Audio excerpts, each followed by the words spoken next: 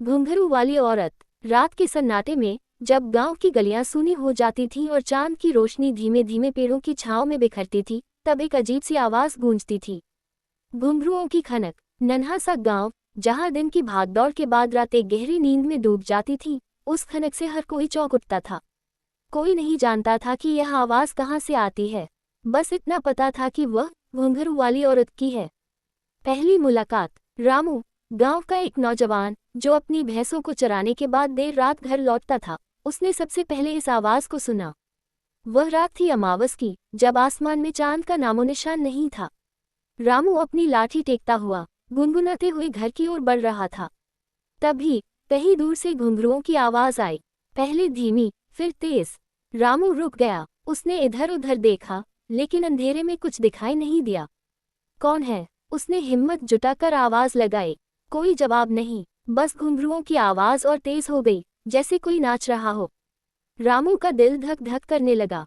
वह तेजी से घर की ओर भागा, लेकिन उसे ऐसा लगा जैसे वह आवाज उसका पीछा कर रही हो। घर पहुंचकर उसने दरवाजा बंद किया और सांस ली। उस रात वह सो नहीं सका। गांव की चर्चा। अगले दिन रामू ने गांव की चौपाल पर अपनी बात बताई। बूढ़े बुजुर्गों ने एक दूसरे की ओर देखा। कुछ ने कहा, ये तो पुरानी बात है, घुंघरू वाली औरत सालों से गांव में सुनाई देती है। किसी ने बताया कि वह एक नाचने वाली थी, जो गांव के जमींदार के यहाँ नाचा करती थी। कहते हैं जमींदार ने उससे बेवफाई की और उसका दिल टूट गया। एक रात वह गांव छोड़कर चली गई, लेकिन उसकी आत्मा आज भी भटकती है, अपने घुंघरुओं के साथ। कुछ लोग इसे महज कहानी मानते थे, लेकिन कुछ का कहना था कि उन्होंने उसे देखा है। लाल साड़ी में, लंबे काले बाल और पैरों में चांदी के घुंघरू, एक बूढ़ी औरत ने बताया, जिसकी आंखों में डर साफ दिख रहा था। वह रात को गलियों में नाचती है, लेकिन उसका चेहरा कोई नहीं देख पाता। साहसी लड़के। गांव के कुछ नौजवानों ने फैसला किया कि वे इस रहस्य को सुलझाएंगे। श्याम, जो गांव का सबसे नन्हा लेकिन हिम्मती लड़का था, उसने कहा, मैं आज रात उस घुंघरू वाली औरत को देखूंगा। बाकी लड़के हंसे, लेकिन श्याम की आंखों में एक अजीब सी चमक थी। उस रात श्याम अपने दो दोस्तों किशन और मोहन के साथ गांव की पुरानी हवेली के पास गया, जहां घुंघरुओं की आवाज सबसे ज्यादा सुनी जाती थी। हवेली जर्जर थी, उसकी दीवारें टूटी फूटी थीं और खिड़कियों से हवा की सनसनाहट सुनाई देती थी। तीनों ने एक दूसरे का हाथ पकड़ा और हवेली के पास इंतजार करने लगे। रात गहराने लगी, ठंडी हवा चल रही थी और दूर कहीं कुत्ते भौंक रहे थे। तभी वह आवाज आई, घुंघरू, खन खन खन खन। श्याम ने अपने दोस्तों को चुप रहने का इशारा किया। आवाज पास आ रही थी।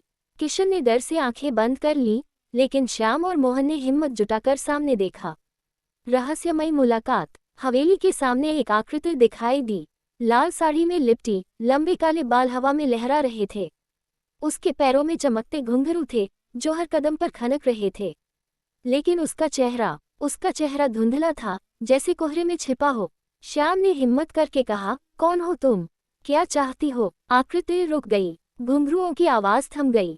एक ठंडी सांस हवा में गूंजी और फिर एक धीमी, दर्द भरी आवाज आई, मुझे मेरी आज़ादी चाहिए। श्याम ने पूछा, कैसी आज़ादी? लेकिन जवाब में बस हवा की सनसनाहट थी। आकृति धीरे धीरे गायब हो गई और घुंघरुओं की आवाज फिर से गूंजने लगी, लेकिन इस बार वह दूर जा रही थी। रहस्य का अंत। श्याम और उसके दोस्त गांव लौट आए। उन्होंने सारी बात बताई, लेकिन किसी को यकीन नहीं हुआ। कुछ ने कहा कि यह उनका वहम था, लेकिन श्याम को यकीन था कि उसने कुछ देखा था, कुछ सुना था।